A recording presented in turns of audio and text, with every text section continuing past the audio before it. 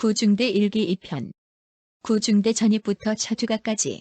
직속상관관 등 성명은 신병이 자대에 전입해 제일 먼저 외워야 하는 것 중에 하나로 우리 구중대 집단 병력이 자대에 전입했을 때 직속상관인 사단장 소장 김광돈, 연대장 대령 이우복, 대대장 중령 김병태, 중대장 대위 김학만이라고 외웠고 점호 시간에 잘 외우는지 여부를 점검을 받기도 했다. 신병들이 외워야 했던 멸공구호와 전투수칙은 그 당시의 시대상을 잘 반영하고 있다. 멸공구호. 초전박살, 때려잡자 김일성, 처부수자 공산당, 무찌르자 북괴군, 이룩하자 유신과업. 전투수칙. 1. 나의 임무는 북괴군 경멸에 있다. 2. 나는 초전에 적을 박살내겠다. 3. 나는 공격전의 선봉이 되겠다. 4. 나는 끝까지 진지를 사수하겠다. 5. 나는 야간 전투의 승리자가 되겠다. 6. 나는 단 한 발의 탄약도 아끼겠다. 군인의 길도 신병들이 외워야 했던 것이었다. 군인의 길. 나는 영광스런 대한민국 군인이다. 하나. 나의 길은 충성에 있다. 조국의 몸과 마음을 바친다. 하나. 나의 길은 승리에 있다. 불굴의 투지와 전기를 닦는다. 하나. 나의 길은 통일에 있다. 기필코 공산적을 쳐부순다. 하나. 나의 길은 군율에 있다. 엄숙히 예절과 책임을 다한다. 하나. 나의 길은 단결에 있다. 지휘관을 핵심으로 생사를 같이 한다. 화랑부대 11사단에 대해 강원도 홍천에 있는 11사단은 6.25 전쟁 중이던 1950년 8월에 경북 영천에서 창설되었고 2004년 12월에는 기계화보병사단으로 개편을 통해 동부전선 최강의 전력을 가진 사단으로 다시 탄생했다. 1970년대 11사단은 1군 예비사단, 교육사단, 상륙사단이었고 산하에는 9연대, 13연대, 20연대와 수색대대, 공병대대, 오삼포병대대 같은 사단 직할대가 있었다. 11사단의 경례구호는 화랑 초전박살이었다가 1976년 하반기부터 화랑으로 바뀌었다. 20년대의 전신은 1946년 2월에 전남 광산군에서 창설된 조선경비대 제4보병연대로 1948년 10월에 제20보병연대로 개칭되었고 홍천군 화촌면에 연대본부가 있었다. 다른 보병연대처럼 20년대 산하에는 1대대, 2대대, 3대대, 수색중대, 그리고 4.2인치 및 105mm 포 화력으로 무장한 전투지원중대가 있었다. 전투지원중대는 3대대와 이웃하고 있어 울타리 너머로 포훈련을 하는 것이 보였고 수색중대는 서성면에 주둔하고 있었다. 3대대는 20년대 본부에서 가까운 곳에 낮은 언덕 위에 있었다. 단체로 샤워를 하려 종종 연대본부에 갔고 사단 자체의 위문공연 행사인 야전무대나 단체 영화 관람 같은 행사도 종종 연대본부에서 있었다. 경계 근무를 위한 초소는 정문인 위병소와 3초소, 5초소, 후문이 있었고 울타리 밖 대대장 관사를 지키는 초소가 있었고 탄약고에는 동초라고 하여 걸어다니면서 경계 근무를 섰다. 3초소와 5초소 바로 밑에는 민가에 구멍가게가 있어 보초 근무를 서는 병사들이 개구멍을 통해 내려가 구멍가게에서 술이나 과자를 사 보초 근무를 서면서 몰래 먹기도 했다. 3대대는 여느 보병대대처럼 3개의 보병중대인 9중대, 10중대, 11중대와 화기중대인 12중대, 그리고 본부중대로 구성되어 있었다. 당시의 육군본부는 같은 고향, 같은 훈련소 출신 동기병 위주로 구성된 집단병력중대의 전투력이 기존 보병중대보다 강할 수 있는지를 알아보기 위한 시범 케이스로 1군 예비사단인 11사단 산하의 9연대, 13연대, 20연대의 각각 1개 중대를 집단병력중대로 편성해 20연대는 우리 구중대가 집단병력중대가 된 것이었다. 우리 구중대 집단병력보다 4개월 정도 빠른 13연대 집단병력중대는 1중대로 안양, 묵호, 목포 출신의 병력으로 논산군번으로 1258인 관계로 지금은 58동기회라는 전우회를 운영하고 있으며 전역 후 MBC 우정의 무대에 당시 대대장이 승진하여 사단장이 된 상관과 같이 단체로 출연한 적이 있다고 한다. 13연대 1중대는 전투력이 막강하여 당시 10km 완전 무장 구보 측정의 합격점인 1시간보다 훨씬 빠른 45분이라는 기록을 내었고 각종 측정의 11사단을 대표하여 나갔다고 한다. 각 보병중대에는 보병소대인 1소대, 2소대, 3소대와 57mm 무반동 총과 60mm 박격포로 무장한 화기소대가 있었고 각 보병소대에는 1분대, 2분대, 3분대, 그리고 기관총인 M60과 3.5인치 대전차 로켓 발사기로 무장한 화기분대로 되어 있었다. 한 분대는 9명으로 1번은 분대장, 2, 3, 4, 5번은 소총수, 6번은 유탄발사기 사수, 7번은 자동소총수, 8번 소총수, 9번 부분대장이었다. 산악훈련과 장거리 행군 시에 22kg이나 나가는 57mm 무반동 총이나 10kg이나 나가는 M60을 메고 다니는 병사는 고생을 많이 했다. 3대대 내에 수도나 우물이 없어 필요한 물을 3대대 밖에 있는 우물에서 물을 길어 물통에 담아 짊어지고 날라야 했다. 사진 속에 물통을 운반하는 병사가 위병소 옆을 지나고 있다. 각 소대별로 물을 길어오는 물당번이 있었다. 일반 중대는 주로 신천병이 물당번을 했는데 우리 구중대는 집단 병력 중대로 졸병이 거의 없어 병장을 달고도 물당번을 해야 했다. 이후에 구중대는 자체적으로 우물을 파 물 문제를 해결했다. 중대에는 완장을 찬 주번사관과 주번하사가 일주일에 전반부와 하반부로 나누어 교대로 근무했다. 저녁 9시 점호 시간이 되면 모든 내무반이 보이도록 문을 개방하고 중대본부에서 주번하사가 주번사관에게 인원 보고를 하고 구중대 점호 준비 끝이라고 보고한 후 1소대부터 점호를 실시하는데 소대의 내무반장이 주번사관에게 인원 보고를 하고 번호화면 부동 자세로 침상의 3선의 정렬에 있는 소대원들은 눈썹이 휘날리도록 힘차게 고개를 돌리며 복창 소리가 우렁차게 번호를 했다. 점호 시 지적을 받은 병사는 점호가 끝나고 모여 기합을 받았다. 늦게 훈련이 끝난 날이나 중대 분위기가 좋은 날에는 취침 점호를 받기도 했다. 점호 시간에 보초 근무가 있는 날은 마음이 홀가분해 행복했다. 주번하사는 아침 구보 시에 중대원을 인솔했고 종종 전달을 걸어 중대의 전달 사항을 각 소대에 전달했다. 주번하사가 호루라기를 불며 각 소대에 전달하면 각 소대에서 한 명이 뛰어나가 몇 소대 전달 준비 끝하고 복창을 하고 4개 소대에서 모두 전달 준비가 되면 전달 사항을 알렸는데 각 소대에서 몇 명씩의 사역병을 집합시키기 위한 경우가 많았다. 주번하사가 전달을 걸었는데 동작이 느리게 전달을 받으려 나가면 꼬라박아 기합이 주어졌다.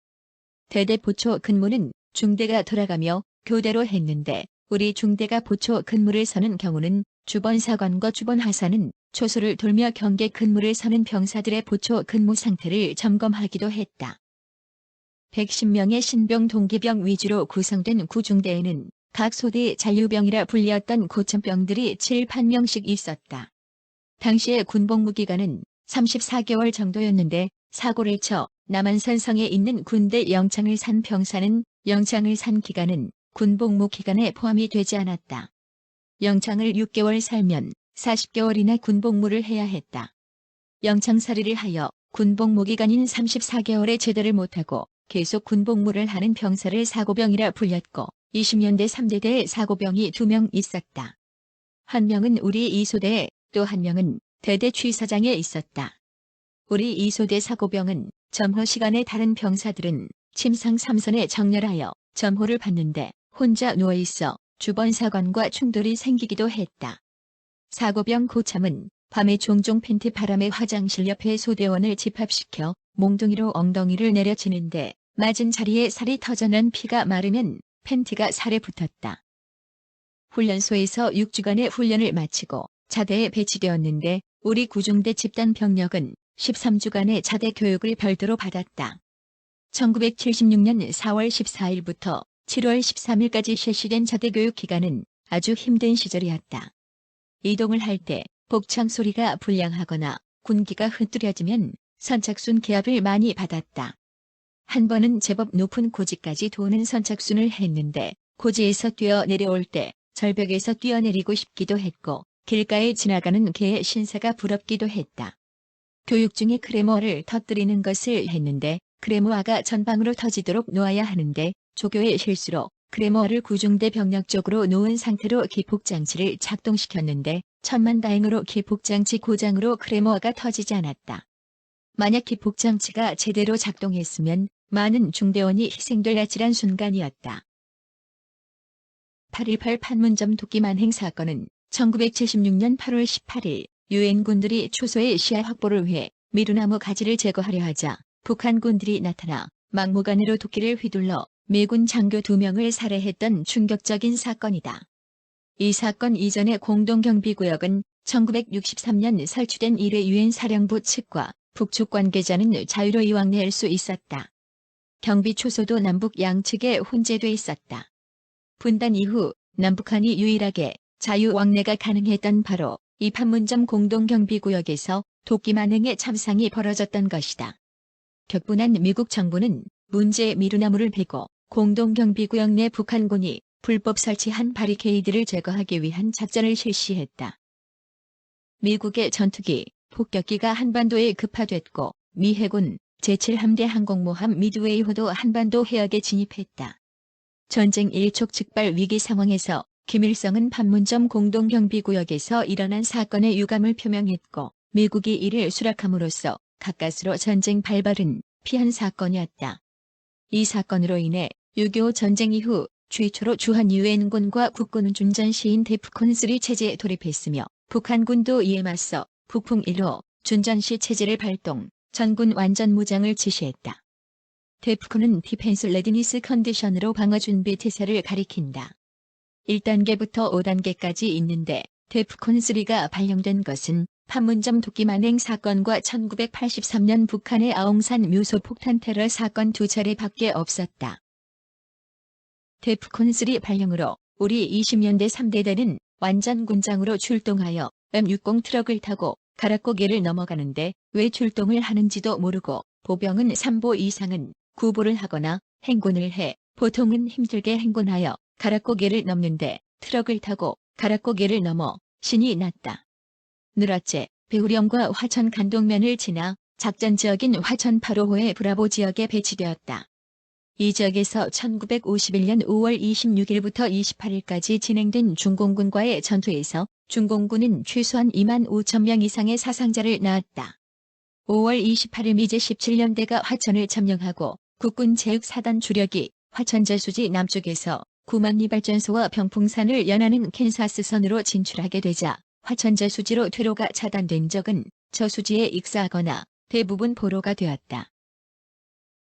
이 전투 이후 화천 저수지가 바로호로 불리게 되었는데 이것은 이승만 대통령이 오랑캐를 대파한 호수라는 뜻으로 화천 저수지를 바로호라 이름 붙인 것에서 유래하였다. 바로호비 길옆에는 이 전투에서 전사한 무명의 학도병의 넋을 달래는 자유수호의 탑에는 길소녀 자유인에게 전해다오 우리는 결의의 명령에 복종하여 이곳에 누웠노라라는 비문이 적혀있다. 6.25 전쟁 이전에는 38선 이북 지역으로 북한에 속했다. 중공군을 물리치고 대승을 거둔 화천발전소 지역을 브라보 지역이라고 하여 우리 구중대가 브라보 지역을 가장 중요한 지역을 담당했다. 구중대 작전 지역에서 우리 이소대는 대대 취사장과 가장 먼 거리에 있었다. 소대에서 교대로 3명의 식사 당번을 정해 대대 취사장까지 가 배식을 받아와야 하는데 아침 식사 당번은 4시 정도 출발하여 어둠 속의 산능선을 더듬으며 이동하는데 잘못하면 가파른 산의 아래쪽 바로 호수로 빠질 수 있었다. 대대 취사장에서 짊어지는 밥통과 부식통에 배식을 받아 돌아올 때는 구만리로 해서 산 아래쪽으로 해서 이소대 지역을 올라가는데 가파른 산이라 4발로 기어 올라 이소대 지역에 도착하면 오전 10시 정도였다. 날씨가 더워 운반 도중에 밥이 쉬기도 했다. 식사가 끝나면 바로 다음 배식을 받기 위해 식사당 원조가 출발했다. 8.18 도끼 만행 사건 이후에 소총이 M1에서 M16으로 교체되었다. 5분 대기조 3대대 9중대, 10중대, 11중대의 각 1, 2, 3소대, 즉 9개 보병소대가 한 달씩 교대로 5분 대기조를 했다. 5분 대기조는 비상이 걸리면 5분 이내로 완전 군장을 하고 실탄과 탄약을 준비하여 출동 준비가 되어야 한다. 따라서 군화를 신은 채 잤으며 M60 트럭이 항상 대기를 했다. 수시로 5분 대기조 준비 태세를 점검하기 위한 비상이 걸려 출동해야 했다. 1968년 1.2.1 사태라고 하는 김신조 일당의 무장공비가 청와대를 습격하려 했을 때 늦었던 초기 대응이 문제가 되어 창설된 편제이고 향토예비군, 육군 3사관학교, 전투경찰대, 684부대도 창설되었다. 경계 근무 파견 1976년 여름에 약 한 달간 우리 이 소대는 홍천읍 내에서 동면 유격장 가는 길에 있는 일대대로 경계 근무 파견을 나갔다. 일대대 전체 병력이 방카 작업장에 나간 관계로 텅 빈 일대대에서 경계 근무를 했다. 파견은 자신이 속한 조직의 엄격한 규율에서 벗어나 비교적 마음 편하게 생활할 수 있어 병사들이 선호하는 일이었다. 그 당시에 방카를 많이 만들었는데 11사단이 1군 예비사단인 관계로 11사단이 방카 작업에 많이 동원되었다. 우리 20년대 3대대는 1977년 여름에 속초 북방에 위치하는 지역의 산에 방카를 만드는 작업을 했다. 지급받은 보급품은 분실하지 않고 잘 소지해야 했다. 종종 보급품에 대한 검열이 있었는데 만약 소대의 물품의 개수가 부족하면 소대원들이 단체로 벌을 받기 때문에 다른 곳에서 훔쳐서라도 개수를 채워야 한다. 우리 소대에 방독면 하나를 도둑맞은 일이 있었는데 방독면 개수를 채우기 위해 우리 소대는 특공대 2명을 비교적 경계가 수월한 본부 중대의 내무반의 천장을 뚫고 침투시켜 방독면을 훔쳐내는데 성공의 화를 면할 수 있었다. 빨래는 중대원들이 단체로 홍천강에 가서 했는데 겨울에는 얼음을 깨고 차가운 물에 빨래하는 것은 고역이었다. 세탁물을 말릴 때 소대 단위에 감식병을 두지 않으면 세탁물은 모두 도둑맞을 것이다. 그 당시 군대의 보안을 위한 방법으로 매일 바뀌는 암구호와 일주일 정도 간격으로 바뀌는 비표라는 것이 있었다. 비표는 명찰 위에 흰 실로 한글의 자모나 영어 알파벳을 새겼는데 1978년 2월 1일부로 이 비표가 없어졌다. 암구호는 보초 근무를 설 때 누가 접근하면 정지, 손들어, 움직이면 쏜다. 암구호라고 수화를 하는데 이 수화에 응하지 않거나 그날의 암구호를 대지 못하면 초병이 발포를 하는 등의 조치를 취할 수 있었다. 야간에 지휘관이 초병의 수하에 제대로 응하지 않고 나 대대장이야 하는 식으로 수하에 응하면 초병이 발포를 해 경계 근무를 철저히 선 병사라고 포상휴가를 갔다는 이야기를 듣곤 했다. 겨울이 시작되기 전에 여러 가지 월동 준비를 하는데 땔감을 준비하는 화목 작업이 그 중에 하나이다. 참나무가 많은 산부근에서 며칠간 수경을 하면서 경사가 가파르고 험한 산에 올라가 참나무를 베어 산 아래로 내려 모았는데 민가에서 지게를 빌려 운반하기도 했다. 모은 참나무는 군트럭이와 실어 중대로 운반했다. 산의 주인의 허락 없이 참나무를 베어 산주인이 나타나 항의를 하기도 했고 밤에 민가에 들어가 닭을 훔쳐 잡아먹기도 하는 등 민폐가 많았다. 내무반 난방은 말린 참나무와 반죽한 석탄을 빼치카에 태워 했는데 각 소대에는 빼치카 당번이 있었다. 보병 부대는 전투력을 측정하기 위한 부대 단위의 훈련이 많았다. ATT는 아미 트레이닝 테스트로 소대 ATT, 중대 ATT, 대대 ATT가 있었다. RCT는 레지먼트 콤바트 트레이닝으로 연대 RCT가 있었다. FTX는 필드 트레이닝 엑서사이즈로 4단 FTX가 있었다. 이런 훈련 중에서 연대 RCT가 준비를 많이 해야 하는 힘든 훈련이었다. 1976년에 연대 RCT에서 저 RCT를 2번이나 받아야 했다. 눈 덮인 산을 여러 개 넘어 공격을 하면 군화가 젖었고 산 꼭대기에서 판초 위로 친 추운 텐트에서 자고 일어나 군화를 신으면 군화가 얼어 신을 수가 없었다. 설상 위장이라 하여 흰색의 위장 준비물을 자체적으로 많이 준비해야 했는데 민가에서 비닐이나 흰색의 속옷 등을 훔쳐와 군장을 위장을 했고 크레모와 무조품 같은 것은 민가에서 플라스틱 통을 훔쳐 녹여 만들었다. 장거리 행군 20년대 3대대 브라보 지역인 화천발전소에서 훈련을 마치고 귀대할 때는 약 70km의 길을 행군하여 복귀했다. 화천과 춘천 사이에 보따리고개라고 불렸던 고개가 있는데 끝도 없는 구불구불한 오르막길을 허기를 느끼며 힘없이 올랐다. 역시 쉽지 않은 코스인 느라제를 넘으면 해는 지고 야간 행군에 접어든다. 10분간 휴식 시간에는 저절로 잠이 들었고 다시 걸으면 걸음을 뗄 수가 없었다. 20년대 장병들에게는 한마는 고개인 가락고개를 넘고 10km 완전 무장 구복 코스의 반환점인 팔각정에 이르면 남은 거리가 5km로 드디어 다 왔다고 생각했다. 장거리 행군에 관한 어느 전우의 글. 계속되는 행군 속에 발에 물집은 잡히고 웬 놈의 행군이 이렇게 빨리 가던가 거의 뛰다시피 따라가건만 앞사람과 거리는 점점 멀어지고 고참들의 다리는 강철로 만들었나 언제나 10분간 휴식 기다려만 진다. 이마에는 땀방울, 목은 타오르고 시원한 냉수 저절로 생각난다. 화천발전소 브라보 지역에서 혹한기 훈련을 하곤 했는데 1977년 1월에 혹한기 훈련 동안 아주 추워 지급받은 날개랑이 얼어 군화발로 3개 밟아도 깨어지지가 않았다. 방카 속에서 생활했는데 세수도 못하고 식기를 여러 날 동안 씻지 않고 밥을 다 먹었다. 훈련을 마치고 장거리 행군으로 부대로 복귀했는데 춘천 부근 북한강 옆에서 수경을 했다. 보초 근무를 서는 병사들이 너무나 추워 북한강에 떠있는 나무배를 건져내어 분해하여 불을 피워 추위를 견디었는데 아침이 되자 나무배는 모두 불에 다 없어졌다. 이에 나무배 주인이 문제를 크게 제기해 중대장님이 배상을 해야 하는 일이 있었다. 관물 정도는 저무나 내무사할 뿐만 아니라 평소에도 깔끔하게 해야 하는 기본적인 것이었다. 옷은 종이를 넣어 각이 잡히도록 해 반듯하게 관물대에 넣었다. 겨울이 다가오면 월동 준비를 해야 했는데 볏짚으로 새끼고기를 하는 것도 그 중에 하나였다. 홍천 강변에 4단 자동화 사격장과 상륙훈련장이 있었는데 사진처럼 강변 자갈밭에 수경지를 정하고 자격 사격을 하고 상륙훈련을 했다. 4단 사격장이 있던 곳은 화이트 맥주 공장이 들어서 있다. PX라고 불리는 복지회관에서는 여성의 생리대까지 있을 정도로 여러 가지 상품이 있었다. 3대대의 정문과 후문에서 경계 근무를 서는 병사들. 경계의 중요성에 대해서는 작전에 실패한 지휘관은 용서할 수 있어도 경계에 실패한 지휘관은 용서할 수 없다는 메가도 장군의 말을 인용했다. 구중대 집단 병력이 입대한 지 거의 1년 만에 휴가를 가기 며칠 전에 단체로 찍은 사진. 1977년 1월 29일부터 2월 22일까지 25일간 구중대 집단 병력이 단체로 첫 휴가를 갔다. 입대한 지 거의 1년 만에 부모님을 만나려 고향에 가는 것이다.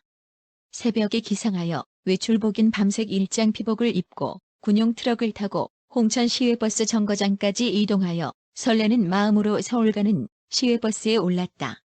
버스는 어둠 속에 양평을 지나고 아침에 서울 마장동 시외버스 터미널에 도착했다. 인솔한 소대장님의 호령으로 우리 집단 병력 중대원들은 힘차게 군가를 불러 서울 시민을 놀라게 한 후 해산하자 비로소 자유의 몸이 되어 그리운 부모 형제를 만나려 고향 앞으로를 했다. 감사합니다. 画廊